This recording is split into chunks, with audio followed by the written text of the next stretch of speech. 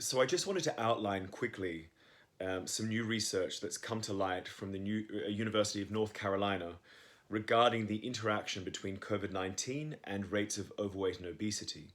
And I want to use that to illustrate why I do support these new government initiatives to tackle the high rates of overweight and obesity that we're currently facing in the UK, where I live, and in the developed or Western world generally. So this new research has brought some pretty shocking numbers to light, and it's found that people with a BMI over 30 have a increased risk of ending up in hospital, 113%, a 74% increased risk of being admitted to intensive care, and what's most alarming and disturbing is a 48% increased risk of dying from COVID-19. Now, to put this into perspective, a BMI of over 30, or just over 30, is not actually that high compared to the general population. It's certainly not what we would culturally define as someone who's particularly overweight, and certainly not what we would define as someone who's obese in a cultural or social sense. Although a BMI over 30 is medically how we would define overweight or obese. So you really don't need to be particularly overweight to have this incredible increased risk of mortality from COVID-19. And this is why these results are so shocking. It's not just people who we would categorize as type 1, 2 or class 1, 2, 3 obesity that have these increased risk. It's really a large percentage of the general population. And this is really why I applaud and welcome these government initiatives to tackle high rates of overweight and obesity in the population.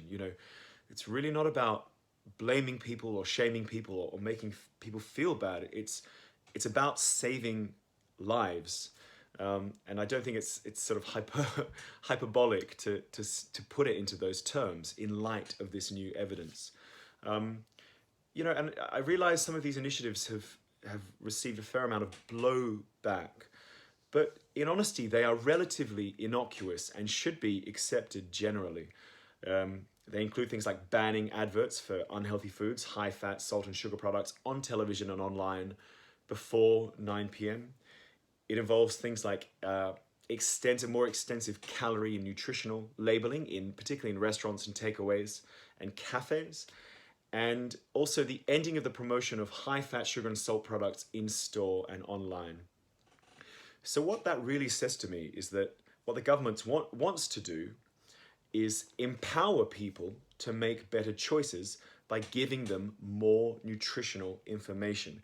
And we know conclusively that when presented with more information, people do tend to make better choices or healthier choices. And a lot of the times people make unhealthy food choices simply because they're unaware that they're making an unhealthy food choice. So that more extensive nutritional labeling, I absolutely welcome as a positive thing. And then it also seems the government wants to reduce the promotion of consumption of unhealthy food.